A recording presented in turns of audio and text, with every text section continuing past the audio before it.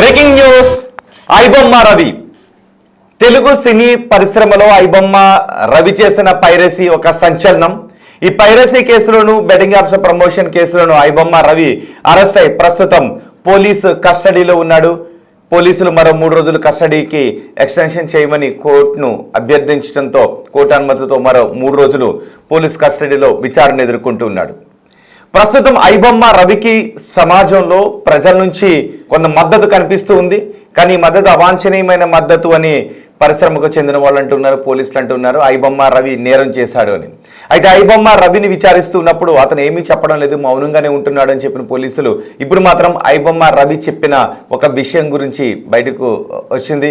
ఐబొమ్మ రవి నేను మారిపోతాను అని అంటూ ఉన్నాడు. ఇన్నేళ్లుగా నేను పైరసీకి పాల్పడ్డాను, కానీ డబ్బులు సంపాదించాలి అనుకున్న సమయంలో నేను చేస్తున్నది తప్పు అని పసిగట్టలేకపోయాను, అనుకోలేకపోయాను అని ఐబొమ్మ రవి అంటున్నాడు. అంతేకాదు తను ఎవరు గమనించకపోవడంతో ఈ 5-6 ఏళ్లలో అతనికి ఎటువంటి ఎదురు దెబ్బలు తగలకపోవడంతో అడ్డుకునేవారు ఎవరు కనిపించకపోవడంతో ఇక నన్ను ఎవరు పసిగట్టలేరు అనుకున్న ఐబొమ్మ రవి ఛాలెంజ్లు విస్తృతి మొదలుపెట్టాడు, దమ్ముంటే పట్టుకోండి అని. అంతేకాదు నేను పేదలకు సినిమాను దగ్గర చేస్తున్నాను అంటూ కొన్ని వీడియోస్ రిలీజ్ చేశాడు. ఒకవేళ నన్ను టార్గెట్ చేస్తే మీకు సంబంధించిన మరికొన్ని సినిమాలను నేను టార్గెట్ చేస్తాను అంటూ సినీ పరిశ్రమకు చెందిన వాళ్ళను భయపెడుతూ కూడా వచ్చాడు, వార్నింగ్ ఇస్తూ వచ్చాడు. కానీ ఐబొమ్మ రవి ఐబొమ్మ వెబ్సైట్లో కొత్త సినిమాలను కూడా పెట్టడం ద్వారా ఎక్కువ మంది జనాలు ఈ సినిమాలను ఐబొమ్మ వెబ్సైట్లో ఫ్రీగా చూడటం మొదలుపెట్టారు. అందుకే మాకు థియేటర్కి వెళ్ళి చూస్తే వేల రూపాయలు జేబులకు చిల్లులు పడుతున్నాయి. ఐబొమ్మ రవి ఈ సినిమాలను ఐబొమ్మ వెబ్సైట్లో ఉంచడం కారణంగా మేము డబ్బులను ఆదా చేసుకోగలుగుతున్నాము, సినిమాలను ఫ్రీగా చూడగలుగుతున్నాము అని ఐబొమ్మలో సినిమాలను చూస్తున్న వాళ్ళ నుంచి ఐబొమ్మ రవికి మద్దతు కనిపిస్తుంది. కానీ ఇప్పుడు ఐబొమ్మ రవి అంటూ ఉన్నాడు నేను మారిపోయాను, నేను మారిపోతాను, నేను ఇక పైరసీ సినిమాలు సినిమాలను పైరసీ చేయను అని ఐబొమ్మ రవి అంటూ ఉన్నాడు. నేను పశ్చాత్తాపడుతున్నాను, బయటకు వచ్చిన తర్వాత నేను మామూలుగా మంచి జీవనాన్ని పొందుతాను, ఇది నేరం అని నాకు అర్థమవుతుందని ఐబొమ్మ రవి అంటూ ఉన్నాడు. కానీ విదేశీ పౌరసత్వం కారణంగా నన్ను ఎవరు పసిగట్టలేరు, ఒకవేళ పసిగట్టినా నాకు విదేశీ పౌరసత్వం ఉంటుంది కాబట్టి నేను ఈజీగా తప్పించుకోవచ్చు అని అనుకున్నాను అని ఇప్పుడు ఐబొమ్మ రవి పోలీసులతో చెప్తున్నాడు. ఐబొమ్మ రవిని చూడండి ఒకసారి, అదిగో మీరు ఆ పోలీసు వెహికల్లో కనిపిస్తున్నాడు. ఐబొమ్మ రవిని విచారణ తర్వాత మళ్ళీ విచారిస్తున్న సందర్భంలో పోలీసు వెహికల్ నుంచి కోర్టుకి తీసుకెళ్లిన సందర్భంలో ఉన్న దృశ్యాలు మీరు చూస్తున్నారు. సో ఐబొమ్మ రవికి మద్దతు ఎక్కువ పెరుగుతోంది. ఆయన్ను బెయిల్పై విడుదల చేస్తాము అంటూ కొంతమంది లాయర్ల నుంచి మద్దతు వస్తుంది. ఐబొమ్మ రవిని విడుదల చేయించడానికి మేము ఎంతవరకు అయినా వస్తాము అంటూ సమాజంలో చాలా మంది ప్రజల నుంచి మద్దతు వస్తుంది. సో ఇవన్నీ ఒక ఎత్తు అయితే ఐబొమ్మ రవి ఇప్పుడు మారిపోతానని అంటూ ఉన్నాడు. మరి మీ అభిప్రాయం ఏంటి? తెలుగు రాష్ట్రాల ప్రజలుగా మీరేమనుకుంటున్నారు? ఐబొమ్మ రవి మారిపోవాలి అని కోరుకుంటున్నారా, మారిపోవద్దు అని మీరు కోరుకుంటున్నారా? ఐబొమ్మ రవి మారిపోతాడు అంటే మీరు నమ్ముతున్నారా, మీరు నమ్మడం లేదా? మీ అభిప్రాయాన్ని కమెంట్ బాక్స్లో తెలియచేయండి. మేము క్వశ్చన్ కూడా అడిగాం, ఐబొమ్మ రవి మారాలా వద్దా అనే క్వశ్చన్ మేము అడిగాం. దీనికి మారాలి అని 67% మంది అంటూ ఉంటే మారిపోవద్దు అని 33% మంది అంటూ ఉన్నారు. అంటే 33% మంది ఇంకా ఐబొమ్మలో పైరసీ సినిమాలు ఫ్రీగా చూడాలని అనుకుంటూ ఉన్నారు. కానీ మారిపోవాలి అంటున్న వారి శాతం మాత్రం ప్రస్తుతం 67%గా కనిపిస్తుంది. మీరు ఇంకా ఎక్కువ మంది ఓట్ చేయండి. సో జనాల అభిప్రాయం ఎలా ఉంది ఇక్కడ అర్థమవుతుంది. అంతేకాదు కమెంట్ కూడా ఒకసారి చేయండి. ఐబొమ్మ రవి మారిపోవాలి అని మీరు కోరుకుంటున్నారా, మారిపోకూడదు అని మీరు కోరుకుంటున్నారా? మీ అభిప్రాయం ఒకసారి కమెంట్ బాక్స్లో తెలియచేయండి. మా ప్రతినిధి సాగర్ మనకు అందుబాటులో ఉన్నారు, ఒకసారి సాగర్తో మాట్లాడదాం. సాగర్, ఏంటి పోలీసుల విచారణలో ఐబొమ్మ రవి ఎటువంటి విషయాలు చెప్తున్నాడు? అంతేకాదు ఐబొమ్మ రవి టీం గురించి ఏదైనా సమాచారం పోలీసులకు లభించిందా? అలాగే ఐబొమ్మ రవి మారిపోతాను అని అంటూ ఉన్నాడంట. సో మారిపోతాను అంటున్న ఐబొమ్మ రవికి ఒకవేళ అతను మారిపోతే శిక్షలు ఏమైనా తగ్గే అవకాశం ఉంటుందా? ఈ కేసులో ఏం జరగబోతోంది? నిన్నటి వరకు 2 రోజుల పాటు సైబర్ క్రైమ్ పోలీసులు ఈ మంది రవిని ఐబొమ్మ పైరసీ కేసులో విచారించారు. ఇప్పటికే కొన్ని కీలక ఆధారాలు సేకరించారు పోలీసులు.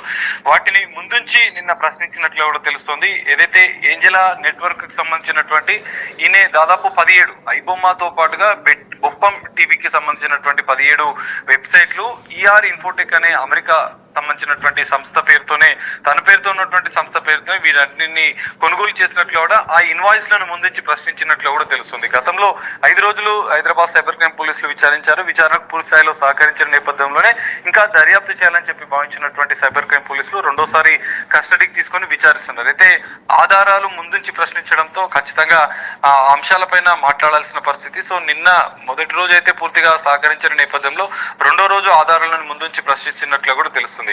అందులో భాగంగానే తాను విదేశీ పౌరసత్వం, ఎందుకంటే ఇమంది రవి గత ఒక సంవత్సరం క్రితమే కరేబియన్ దేశానికి సంబంధించినటువంటి పౌరసత్వం తీసుకున్నట్లు కూడా తన అడ్వకేట్ చెప్పిన పరిస్థితి. సో అక్కడ పౌరసత్వం ఉన్న నేపథ్యంలో నేను కేసుల నుంచి తప్పించుకోవచ్చు, నేను ఈజీగా ఎందుకంటే దాదాపు 5-6 ఏళ్లుగా ఈ పైరసీ నిర్వహిస్తున్నటువంటి ఇమంది రవి. సో గత 5-6 ఏళ్లుగా నన్ను ఎవరు పట్టుకోలేదు కాబట్టి పెద్ద ఎత్తున డబ్బు సంపాదించాలన్న ఉద్దేశంతోనే నేను ఆ పైరసీకి సంబంధించినటువంటి వెబ్సైట్లను నిర్వహించాను. ఈ అమెరికా కంపెనీ అంటే ఎవరికి డౌట్ రాదు. సో అక్కడ ఒకవేళ కంపెనీకి సంబంధించినటువంటి దాన్ని విచారించాలన్నా అక్కడ కోర్టు ఆర్డర్స్ ఉంటాయి. ఎందుకంటే పోలీసులు మొదటగా సైబర్ క్రైమ్ పోలీసులు ఐబొమ్మ రవిని సంబంధించినటువంటి వెబ్సైట్ల వివరాలు అమెరికాకు సంబంధించినటువంటి ఈఆర్ ఇన్ఫోటెక్ ని సంప్రదించగా తాను చెప్పిన మొదటి మాట కోర్టు ఆర్డర్ కాపీ ఉంటే దానికి సంబంధించిన వివరాలు ఇస్తామని చెప్పారు. కానీ ఐబొమ్మ రవికి సంబంధించిన సంస్థనే అనేది మొదట భావించలేదు. తర్వాత దాంట్లో పూర్తిస్థాయి దర్యాప్తు చేస్తే అన్ని వెబ్సైట్లు, డొమైన్లు అన్ని కూడా ఆ సంస్థ అనుసంధానంగానే నడుస్తున్నట్లు కూడా సైబర్ క్రైమ్ పోలీసుల దర్యాప్తులో తేలింది. సో అమెరికా కంపెనీ కావడం, అరేబియన్ పౌరసత్వం కావడంతో ఈజీగా నేను తప్పించుకోగలుగుతాను అని భావించనట్లుగా కూడా ఆయన పోలీసుల దర్యాప్తులో చెప్పినట్లుగా కూడా తెలుస్తుంది. పెద్ద ఎత్తున బెట్టింగ్ యాప్స్ సంబంధించినటువంటి ప్రమోషన్ విషయంలో కూడా తాను డార్క్ వెబ్సైట్స్ లను దాదాపు 60కి పైగా వెబ్సైట్ల ద్వారా కూడా బెట్టింగ్ యాప్స్ ప్రమోషన్ చేసినట్లు కూడా గుర్తించారు. 4 బెట్టింగ్ యాప్స్ కి ప్రమోషన్ చేసి కోట్లాది రూపాయలు గడించినట్లుగా కూడా సైబర్ క్రైమ్ పోలీసుల దర్యాప్తులో తెలియదు. ఇంకా ఈ రోజు చివరి రోజు.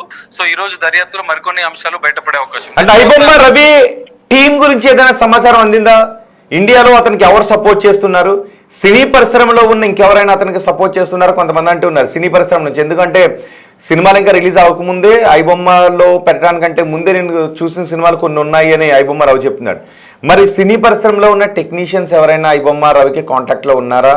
వాళ్ళు కొత్త సినిమాలను ల్యాబ్ నుంచే ఐబొమ్మ రవికి ఇస్తూ ఉన్నారా? అలాగే థియేటర్లో ఐబొమ్మ రవికి సంబంధించి వాటిని థియేటర్ ప్రింట్ని రిలీజ్ చేస్తున్న వాళ్ళు ఎవరున్నారు? ఈ సమాచారం ఏమైనా ఉందా పోలీసుల దగ్గర? ఖచ్చితంగా. ఎందుకంటే గతంలో కూడా ఇద్దరిని ఈ కేసులో అరెస్ట్ చేశారు. పైరసీ మూవీలను సినిమా థియేటర్లలో హై క్వాలిటీ మొబైల్ ఫోన్ల ద్వారా రికార్డ్ చేసి ఐబొమ్మ రవికి వెబ్సైట్లకు టెలిగ్రామ్ ద్వారా అమ్మకాలు చేసినటువంటి ఇద్దరిని గతంలో అరెస్ట్ చేశారు. ఆ కేసు దర్యాప్తులో భాగంగానే ఐబొమ్మ రవిని పోలీసులు గుర్తించారు. కొన్ని టెక్నికల్ ఆధారాలను కూడా ఇక్కడ పోలీసులు సేకరించారు. అయితే ఐబొమ్మ రవికి ఇక్కడ ఇంకా మరికొంతమంది కూడా సహకరిస్తున్నట్లు కూడా పోలీసుల దర్యాప్తులో తేలినట్లు కూడా తెలుస్తుంది. వారిపైన కూడా, ఎందుకంటే ఇప్పటికే నిఖిల్ అనే స్నేహితుడు కొంత సపోర్ట్ చేశాడు.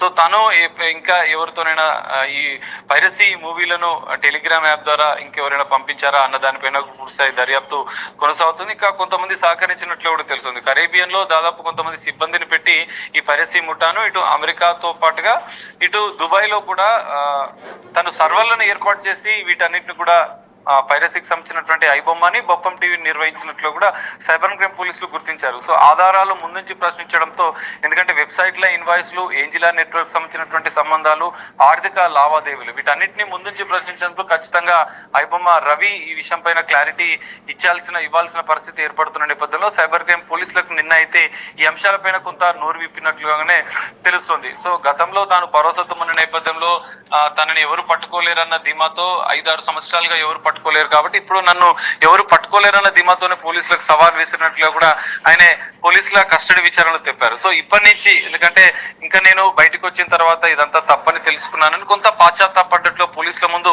కొంత నిన్న మధ్యాహ్నం అనంతరం కూడా కస్టడీ విచారణలో కొంత తాను చెప్పినట్లుగా కూడా తెలుసు. ఇక నుంచి ఇంకా పైరసీకి సంబంధించినటువంటి జోలికి వెళ్ళనన్నట్లు కూడా ఐబొమ్మ రవి చెప్పినట్లు కూడా తెలుస్తుంది. ఈ రోజు 3వ రోజు కస్టడీ విచారణ కొనసాగుతుంది. మరి ఈ రోజు ఎలాంటి అంశాలు బయటపడతాయనే చూడాలి.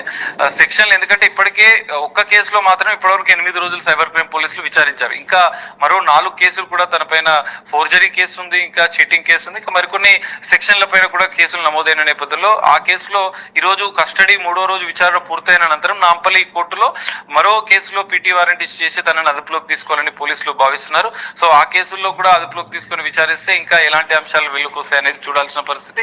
ఖచ్చితంగా ఐబొమ్మ రవికి ఉన్నటువంటి నెట్వర్క్ అంతర్జాతీయ స్థాయిలో పైరసీ ముఠాలతో ఉన్నటువంటి సంబంధాలు, బెట్టింగ్ యాప్స్, ప్రమోషన్స్, ఆర్థిక లావాదేవీలు వీటన్నిటిపైన కూడా లోతుగా దర్యాప్తు జరుగుతుంది. ఇప్పటివరకు 30 కోట్ల రూపాయల ట్రాన్సాక్షన్ జరిగినట్లు గుర్తించిన పోలీసులు ఇంకా 35 బ్యాంక్ అకౌంట్లకు సంబంధించినటువంటి లేఖలు రాసిన నేపథ్యంలో ఆ అంశాలు వెలుగులోకి వస్తే మరింత బెట్టింగ్ యాప్స్ తోని ఆర్థిక 100 కోట్ల రూపాయలు పెద్ద ఎత్తున బెట్టింగ్ యాప్స్ నుంచి ట్రాన్సాక్షన్ జరిగినట్లు పోలీసులు అనుమానిస్తున్న నేపథ్యంలో బ్యాంకులకు రాసినటువంటి లేఖలు వస్తే మరింత లోతుగా ఇంకా దర్యాప్తు చేయాలని చెప్పి సైబర్ క్రైమ్ పోలీసులు భావిస్తున్నారు. పాశ్చాత్తాపడ్డ నేపథ్యంలో ఐబొమ్మ రవి 3వ రోజు విచారణలో ఎలాంటి అంశాలు వెల్లడిస్తారనేది మాత్రం చూడాల్సిన పరిస్థితి.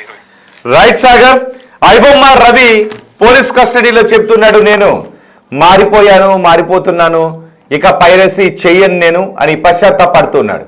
నన్ను ఎవరు పట్టుకోలేరులేరు అనుకున్నాను, విదేశీ పౌరసత్వం కారణంగా ఒకవేళ పట్టుకున్నా నేను తప్పించుకోవచ్చు అని అనుకున్నాను. కాబట్టి ఇప్పుడు ఇక నేను మారిపోయాను, ఇక ఎటువంటి పైరసీకి పాల్పడను, ఇటువంటి నేరాలు నేను చెయ్యను అని ఐబొమ్మ రవి పోలీసుల ఇన్వెస్టిగేషన్లో పశ్చాత్తాపడుతున్నాడు.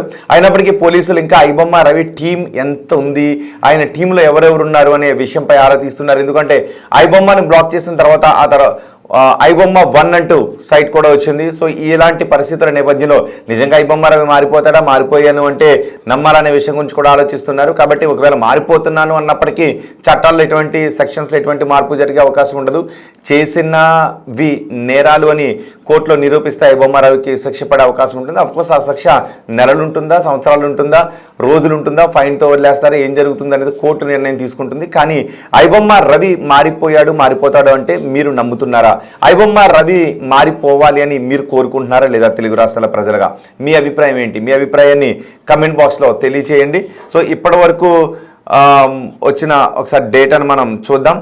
ఐబొమ్మ రవి మారిపోతాడు అంటే మారాలి అని 60% మంది మారాలి అని కోరుకుంటున్నారు, మారొద్దు అని 40% మంది అడుగుతూ ఉన్నారు. సో కమెంట్ మాత్రం బయటకు వచ్చిన తర్వాత పట్టుకోవడం మళ్ళీ కష్టం, ఐబొమ్మ లాంటివి ఇంకా వస్తూనే ఉంటాయని ఒకరు కమెంట్ చేశారు. ఓకే, ఐబొమ్మ రవికి సపోర్ట్ చేస్తున్న వాళ్ళు మీ అభిప్రాయాన్ని ఒకసారి కమెంట్ బాక్స్లో తెలియచేయండి. అండ్ బయట పబ్లిక్ ఒపీనియన్ కూడా మేము తీసుకున్నాం. ఐబొమ్మ రవి అరెస్ట్ గురించి, ఐబొమ్మ రవి పోలీస్ విచారణ గురించి, పోలీసు విచారణలో ఐబొమ్మ రవి పశ్చాత్తాపడ్డాడని వస్తున్న వార్తల గురించి పబ్లిక్ రియాక్షన్ ఏంటో ఒకసారి చూద్దాం. ఇప్పుడు ఐబొమ్మ రవిని అరెస్ట్ చేశారు కదా, ఇప్పుడు ఆయన సమర్థిస్తున్నారా? సమర్థిస్తున్నాం ఆయన్ని. ఆయన మంచి పనే చేశాడు, సామాన్యులకి అందుబాటులో తీసుకొచ్చాడు. కొంతమంది మల్టీప్లెక్స్లకి పోయి సినిమాలు చూడలేని అవకాశం లేని వాళ్ళు ఈ హ్యాపీగా ఇంట్లో కూర్చొని ఫ్యామిలీతో ఎంజాయ్ చేస్తున్నారు. ఓకే, కానీ ఇప్పుడు సార్ స్టార్టింగ్లో అయితే రవి వాళ్ళ నాన్న సపోర్ట్ చేయలేదు రవిని, కానీ ఇప్పుడు సినిమా వాళ్ళనే తిడుతున్నాడు. అప్పుడు అర్థం చేసుకోలేదు, ఇప్పుడు అర్థం చేసుకొని ఆయన కూడా తిడుతున్నాడు సినిమా వాళ్ళని. ఇప్పుడు సోషల్ మీడియాలో ఎక్కడ చూసినా రవినే సపోర్ట్ చేస్తున్నారు సార్, దానిపై ఏం చెప్తారు? రవిని సపోర్ట్ చేస్తారు, ఆయన ప్రజలు సామాన్యులకు అందుబాటులో ఉన్నాడు కాబట్టి సపోర్ట్ చేస్తున్నారు. అంటే కేవలం మూవీ టికెట్స్ పెంచడం వల్లే అవి అంత ధరలు ఉన్నాయి కాబట్టి అందరూ పైరసీ మూవీస్ చూస్తున్నారంటారా? అవును, సినిమా థియేటర్లకు పోలేక అక్కడున్న ఈ రేట్లని వాళ్ళు తట్టుకోలేక ఇంట్లో కూర్చొని హ్యాపీగా ఫ్యామిలీతో చూస్తున్నారు. కొంతమంది నిర్మాతలు ఏమంటున్నారంటే సార్, ఇలాంటి వాళ్ళను ఎన్కౌంటర్ చేయాలని కొంతమంది అంటున్నారు, అందరు అనట్లేదు కానీ కొంతమంది అంటున్నారు. నిర్మాతలనే ఎన్కౌంటర్ చేయాలి ఫస్ట్. వాళ్ళు తప్పితే ఇంకెవరు హీరోలు లేరా? వాళ్ళే హీరోలా? వాళ్ళని పెట్టి సినిమాలు కోట్లు పెట్టి సినిమాలు తీయాలా? అంతకంటే చాలామంది జబర్దస్త్లో పనిచేస్తున్నారు, ఇతర సోషల్ ఇది అన్నిట్లో యాక్టింగ్ చేసేవాళ్ళు ఉన్నారు. వాళ్ళని ఎవరూ తీసుకోవట్లేదు, డైరెక్టర్లు కానీ ప్రొడ్యూసర్లు కానీ. వాళ్ళు బిజినెస్ అయింది కాబట్టి బిజినెస్ని లాభ నష్టాలు ఉంటాయి బిజినెస్లో కూడా, అది తప్పదు. రవిని అరెస్ట్ చేయడం కరెక్టే అంటారా? ఇప్పుడు తనని ఎన్కౌంటర్ చెయ్యాలి అని చాలామంది నిర్మాతలు కూడా అంటున్నారు, ఏమంటారు మీరు? వాళ్ళ డబ్బులు పోతున్నాయని వాళ్ళ బాధ, వాళ్ళ రెమ్యునేషన్ కోట్లు తీసుకోవాలి. పేదోడికి మాత్రం 600 టికెట్ 700 టికెట్ పెట్టాలి. వాడు పేదోడు ఎట్లా ఒక 4 ఫ్యామిలీ పోవాలంటే ఎంత అవుతుంది? 3-4 వేలు అవుతుంది. హాయిగా 20 రూపాయలు మొబైల్లో చూసుకోవచ్చు కదా. అదే రెమ్యునేషన్ తగ్గించి తక్కువ తీసుకొని పేదోడు సినిమాలకు వెళ్ళి చూసేటట్టు సినిమా టికెట్ పెట్టాలి. మీ ఇష్టం ఉన్న రేట్లు పెట్టి ఒక్కొక్క సినిమాకి ఒక్కొక్క రేటు, ఒక్కొక్క సినిమాకి ఒక్కొక్క రేటు పెడితే ఇట్లాంటివి అవుతాయి.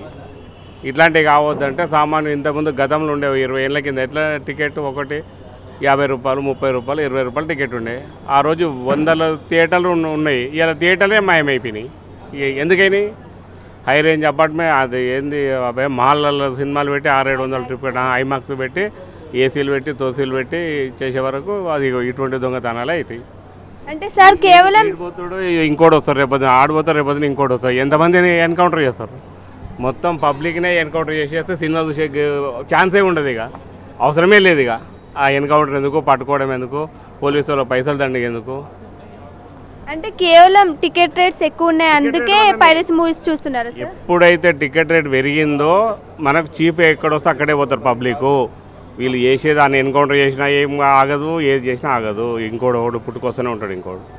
అంటే ఎన్ని రోజులైనా రవి అసలు నోరిప్పడం లేదు.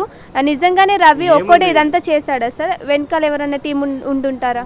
ఎవరు ఉంటారు కాదు, ఆయన వేయాలనిపించి చేసింది. ఇంకా ఎవడో ఉన్నాడు వెనకంటే ఉండరు అనుకుంటే ఉంటారు. సమాజానికి మంచి చేసింది అంటారా సార్? టికెట్ రేట్ ఒకటే చెప్తున్నా కదా, ఫ్యామిలీతో టికెట్ చూడాలంటే 4,000 కావాలి ఇప్పుడు. అదే 40 రూపాయలతో చూసిండు మొబైల్, ఇంకేంది ఈజీ కదా అది, అంతే కదా. అంటే పోలీసులేమో మేమే కష్టపడి పట్టుకున్నామని అన్నారు, కానీ వాళ్ళ భార్యనే పట్టించింది అంటున్నారు. ఇంకో నోరు ఉన్నది, ఇష్టం వచ్చినట్టు చెప్తారు. ఎవరికి దోషింది వాడిని వచ్చుతాడు. ఇక అది చెప్పుకుంటే ఇంకా 10 చెప్తారు చూడు. ఇంకా 4 రోజులలో ఇంకో 4 వెళ్తాయి, చెప్తానే ఉంటారు అట్లే. అంటే ఇప్పుడు ఐబొమ్మ రవిని వదిలేస్తారా, లేకుంటే శిక్ష పడితే ఎలాంటి శిక్ష పడాలనుకుంటున్నారు? ఇప్పుడు డబ్బున్న నిర్మాతలు ఏమంటారు, మా పైసలు దోసుకోండి అని కోపం ఉంటుంది వాళ్ళకు. కానీ పేదోళ్ళు మాత్రం మంచి పని చేసిందంటారు. అంటే రవి బెట్టింగ్ యాప్స్ చేయడం వల్లనే అరెస్ట్ చేసిందని కొందరు అంటారు, కానీ కొంతమంది సెలబ్రిటీలు ప్రొడ్యూసర్స్ కూడా బెట్టింగ్ యాప్స్ చేశారు, వాళ్ళకి శిక్ష పడట్లేదు కదా సార్? బెట్టింగ్ యాడ్ చేసినా నువ్వు చూడలే, నేను చూడలే. ఆడు బెట్టింగ్ యాడ్ చేసిన మీరు ఎట్లా అంటారు, నేను ఎట్లా చెప్పాలి? బెట్టింగ్ లేదు. వాడు ఏం చేసిండు, ఒకటే పని చేసిండు. పేదోడు సినిమా చూసే పని చేసిండు, అది మాత్రమే మనకు తెలుసు. అంటే కొంతమంది హీరోలు అంటున్నారు, మేము ఒకవేళ సినిమా ఫ్లాప్ అయితే మా రెమ్యునరేషన్ రిటర్న్ ఇస్తామంటున్నారు. ఒకవేళ సినిమా ఫ్లాప్ అయితే చూసిన జనాలకి కూడా, ఆడియన్స్ కూడా టికెట్స్ రేట్లు రిటర్న్ ఇవ్వాలి కదా, మరి అది కూడా రిటర్న్ ఇస్తే హ్యాపీగా ఉంటుంది. గుంజుకొని సో ఇంతకీ ఏమంటారు సార్, రవి చేసింది కరెక్టే అంటారా? రవి చేయడం కాదు, వీళ్ళంతా పెద్ద సెలబ్రిటీలు మొత్తం వాళ్ళే మీడియాలో ఉండాలి, వాళ్ళే ఇండస్ట్రీలో ఉండాలి, వాళ్ళే సంపాదించుకోవాలి. చిన్న హీరోలను పైకి రానియరు, చిన్న ప్రొడ్యూసర్ని తొక్కేస్తారు. ఇక వాళ్ళే సంపాదించుకోవాలి. తప్పులే చేయటం మంచిదే, హ్యాకింగ్ చేసి శుభ్రంగా పబ్లిక్లో వదలటమే బెస్ట్. అంటే ఇప్పుడు మన రాష్ట్రంలో కానీ దేశంలో కానీ చాలా సమస్యలు ఉన్నాయి. ఇవన్నిటిని ఎక్కువ పట్టించుకొని ప్రభుత్వం జస్ట్ సినిమా వాళ్ళకి ఆపద రాగానే ఎందుకు ఇట్లా ప్రెస్ మీట్లు పెట్టి ఇట్లా హైలైట్ చేస్తున్నారంటారు? కొన్ని ప్రాబ్లమ్స్ని సైడ్ చేయడానికి కూడా వీటిని చిన్న వాటిని పైన ఎంకరేజ్ చేస్తారు. ఇవన్నీ సామాన్యం, సహజం ఇవన్నీ. సో ఇప్పుడు ఐబొమ్మ రవిని అయితే అరెస్ట్ చేయడం జరిగింది సార్, సమర్థిస్తున్నారా? ఐబొమ్మ రవి అరెస్ట్ కరెక్టే అంటారా? కరెక్టే, కానీ థియేటర్లో చూసేవాడు ఎటుకుడి ఇవి చూసి ఇవి ఎవడు పట్టించుకోడు కదమ్మా. అరెస్ట్ చేసినా చేయకపోయినా దానివల్ల ఏం ఒరిగేది ఏమి ఉండదు. జరిగేది ఎటుకుడి జరుగుతూనే ఉంటుంది కదా. ఇప్పుడు ఇది ఆపారు, ఐబొమ్మ ఆపారు, ఇంకోటి వస్తుంది, బప్పం వచ్చింది, తర్వాత ఇంకోటి వస్తుంది, మూవీ రూల్స్ వచ్చాయి. ఆపేవాడు ఎటుకుడి ఎవడు ఆపలేడు. దీన్ని హ్యాకింగ్ జరుగుతూనే ఉంది కదా ప్రాసెస్, దాన్ని మనం ఏం చేయలేము. అంటే సార్ కేవలం టికెట్ రేట్స్ ఎక్కువ ఉండడం వల్ల ఇట్లాంటి పైరసీ సినిమాలు చూస్తున్నామని చాలామంది ప్రజలు అంటున్నారు, మీరు ఏమంటారు సార్? కావచ్చమ్మా, అది కూడా రీజన్ కావచ్చు. అది గవర్నమెంట్ చూసుకుంటుంది కదా, మన పరిధిలో కాదు కదా అదే. అంటే సార్ ఇప్పుడు ఐబొమ్మ రవిని అరెస్ట్ చేశారు, ఇలా మూవీ రూల్స్లో చాలా ఉన్నాయి కదా, దీంతో ఇక్కడితో ఈ పైరసీ మూవీస్ ఆగిపోతుంది అంటారా? ఆగదు, అది ఎప్పటికీ ఆగదు నాకు తెలిసినంత వరకు. హ్యాకింగ్ అనేది ఒక స్కిల్ సెట్, ఎవరు ఎక్కడి నుంచి అయినా చేయొచ్చు. ఇండియాలోనే చేస్తే పట్టుకుంటారేమో, వేరే కంట్రీస్ నుంచి చేస్తే ఏం చేస్తారు? చేయలేరు కదా. ఇట్స్ అన్స్టాపబుల్ అనమాట. అంటే ఇన్ని రోజులైనా ఐబొమ్మ రవి అయితే అసలు నోరు విప్పలేదు, నేను ఒక్కడినే ఇదంతా చేసినాను అంటున్నాడు సార్. సో నిజంగానే రవి ఇదంతా ఒక్కడే చేశాడంటారా? It's not possible with one person. Okay, it's multiple people will do that. ఒక పర్సన్తో అయ్యేదైతే కాదు, దానికి స్కిల్ సెట్ ఉంటుంది. అవంతా ఈజీ అయ్యే పనే కాదు, నా ఒపీనియన్. అంటే కొంతమంది నిర్మాతలు ఏమంటున్నారంటే ఇలాంటి వాడికి జైలు శిక్ష పడాలి, అలాగే ఎన్కౌంటర్ చేయాలని అంటున్నారు. ఎన్కౌంటర్ చేసేంత పెద్ద పని చేశాడా? అట్టేం కాదు, ఎన్కౌంటర్ చేయాల్సిన నెసెసిటీ అయితే లేదు, కానీ బట్ ఇదైతే తప్పు. యాక్టివిటీ అనేది 100% తప్పు, అది కరెక్ట్ కాదు. ఇప్పటికైనా కూడా సపోర్ట్ చేయట్లేదు. ఇప్పటికైనా మూవీ ఇండస్ట్రీ వాళ్ళు టికెట్ రేట్స్ తగ్గిస్తారంటారా? చూద్దాం, అది మీకే తెలవాలి. నా ద్వారా కూడా తగ్గిస్తే మంచిది, జనాలు ఎక్కువ థియేటర్స్కి వస్తేనే బాగుంటుందని మేము కూడా కోరుకునేది. ఇప్పుడు ఎలా అయిపోయిందంటే సార్, ఒక మిడిల్ క్లాస్ ఫ్యామిలీ మూవీకి వెళ్ళకుండా అయిపోయింది, అంత మాదిరి ఉన్నాయి టికెట్ రేట్స్. ఇప్పటికైనా తగ్గిస్తే మంచిది అంటారా? డెఫినెట్గా మంచిదే, తగ్గిస్తే మంచిదమ్మా, అందరూ చూస్తారు థియేటర్కి వెళ్ళి, అది మేము కూడా కోరుకుంటాం. సో ఇప్పుడు ఐబొమ్మ రవిని అరెస్ట్ చేయడం జరిగింది, ఇప్పుడు కరెక్టేనా ఐబొమ్మ రవిని అరెస్ట్ చేయడం? Definitely correct. ఎందుకంటారు? ఎందుకంటే క్రైమే దాన్ని అలా పరిసే క్రైమ్ లెక్కన చూడాలి అంతే. అతను ఏదో రీజన్ ప్రజల కోసం చేశానని మాట్లాడదు, క్రైమ్ లెక్కన చూడాలి అంతే, అది మాట్లాడదు. ఒకవేళ ఏదైనా ప్రైజెస్ ఉంటే కన్నా మనం ఈరోజు ఇంత రచ్చ చేస్తున్నాం, ఏదో సినిమా వచ్చేటప్పుడు ఓపెన్ మారదాం 2027లో మన మహేష్ బాబు మూవీ వస్తుంది వారణాసి, ఆ మూవీ వచ్చినప్పుడు కంపల్సరీ రైట్ సైకిల్ ఉంటుంది, ఆ టైంలో మనం ఫైట్ చేయాలి. అంతేగాని ఆ టైంలో ఫైట్ చేయక ఇలాంటిది జరిగినప్పుడు ఫైట్ చేయడం కరెక్ట్ కాదు. వచ్చినప్పుడు ఆ రోజు ఫైట్ చేయాలి. వారణాసి సినిమాకి వచ్చినప్పుడు కంపల్సరీ 1000 చెప్తాడు, 1000 ఆ రోజు ఫైట్ చేయాలి, కాబట్టి ఆ సినిమా బ్యాన్ చేయాలి అంతే. అలా ఉండాలి. కానీ ఏదో క్రైమ్ చేశాడు కదా, క్రైమ్ చేసిన సపోర్ట్ చేయడం కరెక్ట్ కాదు. క్రైమే. అంటే అందరు ఏమంటున్నారంటే టికెట్స్ రేట్స్ ఎక్కువ ఉండడం వల్లే ఇలాంటి మేము పైరసీ మూవీస్ చూస్తున్నాం అంటున్నారు, ఏమంటారు దానికి? టికెట్ రేట్స్ హైక్ ఉన్నాయంటే కన్నా యాక్చువల్ నేను కూడా అప్కమింగ్ డైరెక్టర్, నేను ట్రై చేస్తున్నాను. కాబట్టి మనం ఎలా చెప్తున్నాం అంటే ప్రొడ్యూసర్ పడి ఇబ్బంది పడాలి. ప్రొడ్యూసర్ అడిగేది ప్రొడ్యూసర్ కోసం అడుగుతాడు. హీరో తన రెమ్యునరేషన్ తప్పించుకోకుండా యాక్చువల్ 10 days షూట్ చేస్తే ప్రొడ్యూసర్ ఆల్మోస్ట్ 10 కోట్లు తిరిగిపోతుంది దూరం. అంటే డెఫినెట్లీ మహేష్ బాబు ప్లాన్ చేసినా కానీ చిరంజితో ప్లాన్ చేసినా కానీ 10 కోట్ల నుంచి 20 కోట్లు అవుతుంది 10 days కాదు. ప్రొడ్యూసర్కి ఎవరికి ఇస్తారా డబ్బులు? అతను ఆల్రెడీ బయ్యర్స్తో ఫైనాన్స్ తెచ్చుకొని అది ఇంట్రెస్ట్లు కూడా ఓవర్ ఇంట్రెస్ట్, హై ఇంట్రెస్ట్లు.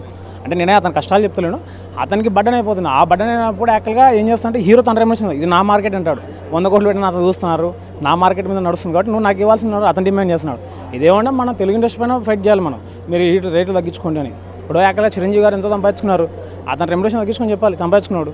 ఇప్పుడు మహేష్ బాబు కంప్లీట్ అయిపోయినా, మహేష్ బాబు ఇందాక సినిమా అయిపోయినా మహేష్ బాబు ఈ విషయంలో రైట్. ఎందుకంటే తను ఏమంటే తన ప్రొడక్షన్కి తనకి ఇచ్చే రెమ్యునరేషన్ ఉందో అలా నాకేం ఇవ్వద్దు, దాని ప్రొడక్షన్లో తీసుకో, ప్రొడక్షన్లో వచ్చి షేర్ మీదనో లేదంటే బిజినెస్ అయినా దాంట్లో తీసుకుంటాడు. అలా ఉండాలి. అంటే మనకి ఎట్లా అంటే నువ్వు 10 కోట్లు అంటే తప్పు, 10 కోట్లు ఉన్నా 10 కోట్లు నువ్వు తగ్గించుకున్నావు అనుకో, 1 కోటి రూపాయలు అడ్వాన్స్ నువ్వు తగ్గించుకున్నావు అనుకో, ఆ 9 కోట్లు అనేది ప్రొడ్యూసర్ హెల్ప్ అయ్యి తను ప్రొడ్యూసర్ సినిమాని కంప్లీట్ చేస్తాడు. సినిమాని కంప్లీట్ అయినా ఆ బిజినెస్ మనం కంప్లీట్ చేసుకున్నావు అనుకో, దాని మీద షేర్ తీసుకోవచ్చు, బాగా కంప్లీట్గా ఉంటుంది. నువ్వు అడిగిన దానికంటే ఎక్స్పెక్ట్ అవుతుంది, మంచి మార్కెట్ మంచిగానే వస్తుంది అంతే. సినిమా రేట్స్ అనేది ఎలా అంటే కానీ హైలో వెళ్ళిపోతున్నాయంటే కానీ ఇక్కడ జరిగేది ఏంటంటే కానీ తప్పు ఏంటంటే కానీ థియేటర్స్ వల్లే జరుగుతాయి. అక్కడ ఊర్లో ఎక్కడో 10,000 కూడా లేని పాపులేషన్ ఊర్లో ఉంటాయి, అక్కడ థియేటర్లో 400 అవుతుంది, అది రైట్ కాదు. అక్కడ 400 రైట్ కాదు, ఎందుకంటే కంప్లీట్ అది ఎందుకు పనికిరాదు. సిటీలో ఐమాక్స్ ఇవి ఓడుతావు, ఎందుకంటే ఆ విజువల్ ఎఫెక్ట్స్ ఆ ఫీచర్స్ ఇస్తాయి మనకు, ఊర్లో వ్యూ. అక్కడ 400, 500 అడగడం తప్పు. దీనికి లాస్ట్ టైం జగన్ చెప్పాడు చూడు, 100 రూపీస్ టికెట్, ఆ జగన్ రైట్ ఈ విషయం అలాగా. అంటే సార్ ఇప్పుడు ఏం జరుగుతుందంటే ఎన్ని రోజులైనా రవి అసలు నోరు విప్పలేదు, నేను ఒక్కడిని ఇదంతా చేసినా అని అంటున్నాను. నిజంగానే రవి ఇదంతా ఒక్కడే చేశాడంటారా? ఇది నెట్వర్క్ ప్రాసెస్ అండి, మ్యాక్ చైన్లింగ్ ప్రాసెస్, ఒకరికొండ ఉండదు. యాక్చువల్గా సినిమాను మనోడు ఇప్పుడు లాస్ట్ టైం ఒకటి పట్టుకుంటే 60 లక్షలు ఇస్తాను నాకు మూవీ ఇస్తున్నాడు, చైన్లింగ్ ప్రాసెస్ ఒకటిది అయిపోయేది చాలా ఉంటుంది. కానీ అయితే ఈ విషయంలో కంప్లీట్గా ఐబొమ్మని సపోర్ట్ చేయను, కంపల్సరీ ఫైరస్ అయింది. ఎందుకంటే అతను ఏం చేశాడంటే కన్నా అతని వైపు ఏదో పర్సనల్ ఖర్చు ఉండి పర్సనల్గా అతను తీసుకోవడానికి ప్రజల కోసం చేస్తే అలాగే ఏమైనా ప్రజల కోసం చేయడానికి నువ్వేమన్నా. ఇప్పుడు మిస్టర్ బీస్ట్ ఉన్నాడు యూట్యూబ్లో, అతను యూట్యూబ్ నుంచి జర్నీ చేసుకుని ప్రజలు ఖర్చు పెడతాడు, ఇలాంటి ప్లాట్ఫామ్ ఎంచుకోవాలి. కానీ నువ్వు ఎలాగని చెప్పేసి కత్తి తీసుకుని పొడి చేస్తా అంటే అయిపోతుందా? పొడి చేసి నేను 10 మందిని చంపడానికి అంటే రావణాసుని ఈరోజు చంపడానికి మన రూల్స్ ఎలా అంటే ఒకరిని చంపకూడదు, ఒకరిని అన్యాయం చేయకూడదు. నువ్వు ఆల్రెడీ వీళ్ళకి దెబ్బేసి నువ్వు ఆడబెట్టడం తప్పే ఉంది. అంటే ఒకరిని కొట్టి పెట్టడం కరెక్ట్ కాదు, కొట్టి పెడతా అనేది కరెక్ట్ కాదు, చేతి అనేది సంపాదించి పెట్టు, ఇది ప్రాసెస్. అంటే ఇప్పుడు ఐబొమ్మ రవి అరెస్ట్తో ఇప్పటి నుంచి పైరసీ మూవీస్ అయిపోతాయని చెప్తారా? అయిపోతాయి అసలు? అది చాలా వరకు తప్పు, ఆగవు. ఎందుకంటే పైరసీ ఎలాగంటే కానీ సీరియస్ చెప్తాను, పైరసీ ఎలా జరుగుతుంది ప్రజెంట్ పైరసీ చెప్తాడు. ఇన్స్టాగ్రామ్లో వాళ్ళ నచ్చిన హీరో, నేను ఇప్పుడు ప్రభాస్ సినిమా రాజేసాబ్ రిలీజ్ అనుకో, అతను వస్తున్నాడు, అతను ఏంటంటే క్యాప్చర్ చేసి పెడుతున్నాడు, అది పైరసీ. అదేం పరిస్థితి కాకుండా సీన్లు లీక్ చేస్తున్నాడు. యాక్చువల్గా ఏం చేయాలంటే కన్నా టెక్నాలజీ డెవలప్మెంట్ ఉంటే నా ఉద్దేశం ఏంటంటే కానే మూవీ చూసారు మీరు రీసెంట్ కిరణాపురం ఆ మూవీని యాక్చువల్ మూవీ రూల్స్లో కానీ దేంట్లో కానీ రాలేదు. ఆ టెక్నాలజీ వాడాలి, టెక్నాలజీ వాడుకుంటే బెస్ట్ ఉంటుంది, ఎవరు క్యాప్చర్ చేయకూడదు, అలా ఉండాలి. ప్రాబ్లం లేదు, కంప్లీట్గా మనం డెఫినెట్ ట్రై చేస్తే అవుతుంది పైరసీ అవ్వకుండా. కొంతమంది నిర్మాతలు ఏమంటున్నారంటే ఇలాంటి వాళ్ళని ఎన్కౌంటర్ చేయాలి అంటున్నారు. నిజంగా ఎన్కౌంటర్ చేసేంత పెద్ద తప్పు రవి చేస్తారంటారా? ఎన్కౌంటర్ చేసే తప్పు అంటే కానీ వాళ్ళు పర్సనల్గా మారుతారు, వాళ్ళకి దెబ్బేశారు కదా అని సినిమాలని వాళ్ళు అనుకుంటున్నారు. యాక్చువల్ అతని వల్ల ఏమీ సినిమాలు ఆగిపోలేదు, మీరు సినిమా కరెక్ట్ చేయలేకున్నారు. ఆయన మొన్న చిరంజీవి గారు ప్రెస్ మీట్లో ఉన్నారు, గేమ్ చేంజర్ ఫ్లాప్ అంటే గేమ్ చేంజర్ 180 కోట్లు పెట్టి ప్రొడ్యూసర్ మరి మిమ్మల్ని దంపాలా, ప్రొడ్యూసర్ రికవర్ కాలేదు, చిరంజీవి గారిని రామ్ చరణ్ గారిని చంపేయాలి ఏంటి? తర్వాత మన బోలా శంకర్ ప్రొడ్యూసర్ మిమ్మల్ని చంపాలేంది, మరి సినిమా మీరు ఫ్లాప్ ఇచ్చారు కదా, అవి కరెక్ట్ కాదు. ఏదైనా జరిగి క్రైమ్ చేశాడు, ఆ క్రైమ్ తగినట్టు చట్టపర రీత్యాలు ఉంటాయి, మీరు ఎన్కౌంటర్ అన్న కరెక్ట్ నాట్ కరెక్ట్. అంటే రేపిస్టులనే వదిలిపెట్టిన సమాజం, అలాంటి సమయంలో ఇతన్ని జస్ట్ ఇదే క్రైమ్. యాక్చువల్గా తను చేసిన ఏముందంటే జనాలదే యాక్సెప్ట్ చేస్తున్నారు, ఒక వర్గం యాక్సెప్ట్ చేయాలి, ఒక వర్గం అంతా ప్రజలంతా యాక్సెప్ట్ చేస్తున్నారు. కాబట్టి దాన్ని అలా చూడాల్సిన అవసరం లేదు, జస్ట్ అతనికి జైలు శిక్ష లేకుంటే అతనిలో పరివర్తన చూడడానికి ఏదో చేస్తుంది అంతే, అంత ఒక్కటి చాలు.